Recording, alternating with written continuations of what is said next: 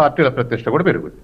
Right. Veerabrahmam గారు ఏమంటారు? సఖ్యత ఏకాభిప్రాయం రాలేదు అంటే ఎవరెవరికి పదవులు ఇవ్వాలి అనేది ఆల్మోస్ట్ ఫిక్స్ అయింది, కానీ ఇంకా కొన్ని ఆబ్లికేషన్స్ వల్ల మాత్రమే ఇది ఆగిపోతుంది అని అంటున్నారు.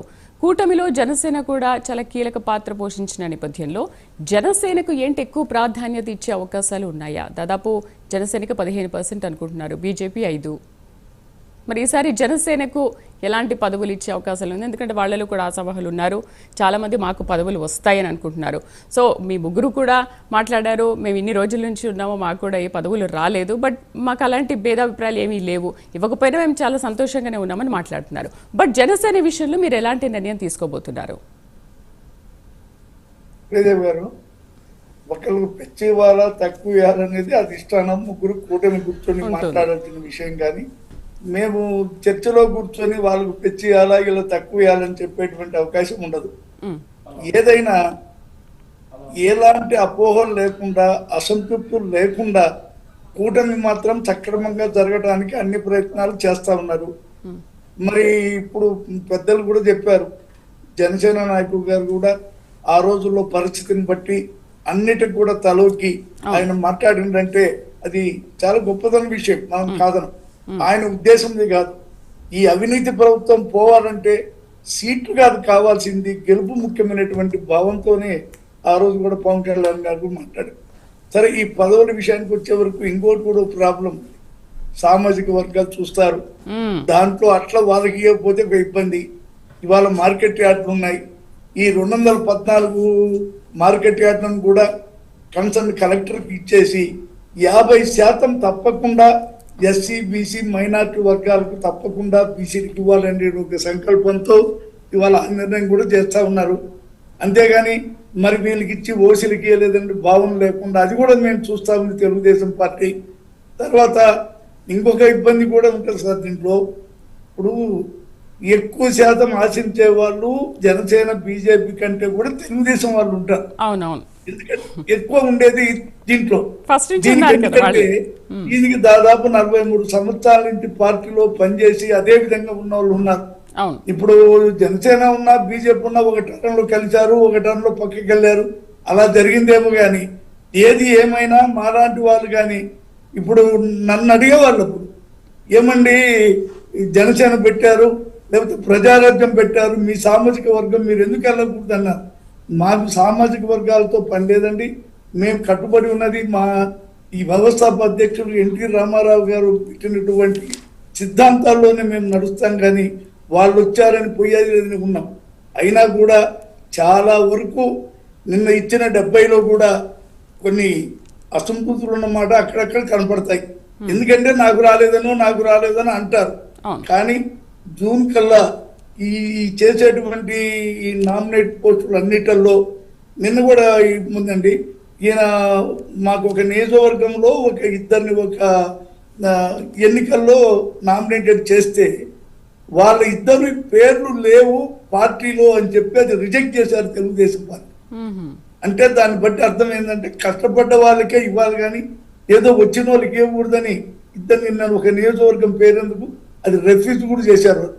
మళ్ళీ వాళ్ళను పార్టీ వాళ్ళని చూసి ఇవాళ రేపుట్లో ఇస్తారు. అందువల్ల మేమనేది కూడా ఒకటి, వాళ్ళను వదలకూడదు. బీజేపీ జనసేనను కూడా పట్టుకు రావాల్సిన అవసరం ఎంతైనా ఉంది. ఏ కార్యక్రమం చేసినా వచ్చే ఎన్నికల్లో మళ్ళా ఎన్డీఏ ఇంతకంటే ఎక్కువ మెజార్టీ. నాకు తెలిసి ఆ 11 కూడా వాళ్ళకు రావనుకోండి, ఏ ఓటు ఇప్పటికే వెళ్ళిపోయింది ఆ పార్టీ. అట్లా గట్టిగా చేస్తే ఉంటుంది. కానీ పెద్దలు చెప్పినట్టు అసంతృప్తి వస్తే ఈ రేపు అయిపోయిన తర్వాత అబ్బా నాకు రాలేదు ఇంకా ఇయ్యరు, ఏ పార్టీకి మనకు లేదు అని కొద్దిగా అసంతృప్తి ఉంటే అది ఆ 3 పార్టీలకు కూడా కొద్దిగా ఇబ్బంది ఉంటుంది. అందువల్ల ఎవరైనా అలాంటి వాళ్ళు ఒకళ్ళ ఉన్నా సర్దాల్సిందే. వాళ్ళకి ఇది కాకపోయినా ప్రభుత్వం అనుకుంటే ఏదైనా చేయగలదు, ఏదో ఒకటి అప్డేట్ ఏదో పని అలా ఉండాలి. అసలు అన్నిటికంటే నా అభిప్రాయం శ్రీదేవి గారు, ఎన్నికలు అయిపోయిన తర్వాత రాష్ట్రంలో కూటమి మీద పెట్టిన కేసులు పట్టుదల వాళ్ళు ఆ పార్టీ పెట్టి అనేక ఇబ్బందులు పెట్టి దొంగ కేసులు పెట్టి కోర్టులకు తిప్పుతా ఉన్నారు. నేను కోరేది ఏంటంటే కూటమి నాయకులు కూడా కూర్చొని ముందుగా ఎవరైతే ఈ అక్రమ కేసులు పెట్టారో ఆ అక్రమ కేసులు ఎత్తేస్తే కొంత ఊరట ఉంటుంది తెలుగుదేశం పార్టీకి. మీకు పాజిటివ్ గానే అన్నిట్లో కూడా ఊరట లభిస్తుంది కదా? కాదండి, ఇప్పుడు మా మీద కేసులు పెట్టారు, మేమేమో తిరుగుతున్నాము. ఏది తప్పుడు కేసులు, వెలుగొండ ప్రాజెక్టు కావాలని ధర్నా చేశాం, కేసులు పెట్టారు, మేము తిరుగుతున్నాం. కోట్ల రూపాయలు తీసుకున్నటువంటి వైఎస్ఆర్ పార్టీ ఏమో వాళ్ళు కోర్టుకు పోరు, మేము పోకపోతేనేమో ఈ చిన్న కోర్టులు ఏమంటుందంటే మీకు వారెంట్ ఇస్తామంటారు. అందువల్ల తప్పుడు కేసులు ఏవైతే ఉన్నాయో కూటమి ఎవరైనా సరే, జనసేన, బీజేపీ, తెలుగుదేశం కూటమిలో ఉన్న వాళ్ళందరికీ ఫస్ట్ గా ఈ కేసులు ఎత్తేస్తే ముందు ఈ కూటమిలో చాలా హ్యాపీగా ఉంటారు. ప్రభుత్వానికి నివేదిస్తున్నారే విషయాన్ని మీరు ప్రభుత్వానికి నివేదిస్తున్నారే విషయాన్ని మీరు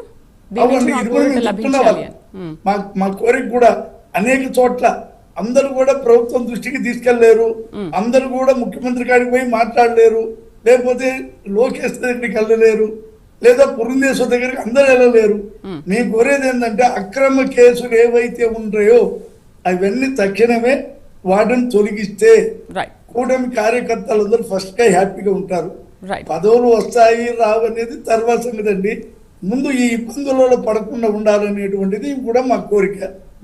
అందులో ఏదైనా సరే అందరికి రేపైనా అందరికి వచ్చేది ఏం కాదు, ఎవరు ఎన్ని చెప్పుకున్నా ఎందుకు వస్తాయండి అందరికి. బట్ వీరబ్రహ్మం గారు మీరు అంటున్నారు, మొదట్లో చెప్పారు 42 ఏళ్లుగా నేను పార్టీకి సేవ చేస్తున్నాను, 40 ఏళ్లుగా ఉన్నాను, బట్ ఇప్పటి వరకు ఒక నామినేటెడ్ పోస్ట్ కూడా రాలేదు అని. మరి మీరు ఎప్పుడు ఫైట్ చేయలేదా, నాకు రావాలి నామినేటెడ్ పోస్ట్, ఏదైనా ఒక చిన్న పోస్ట్ అయినా ఉండాలి అని? నేను రీసెంట్ గా కూడా మా అధినేత గారిని కూడా కలిసి ఒక రిప్రజెంటేషన్ చేశాను.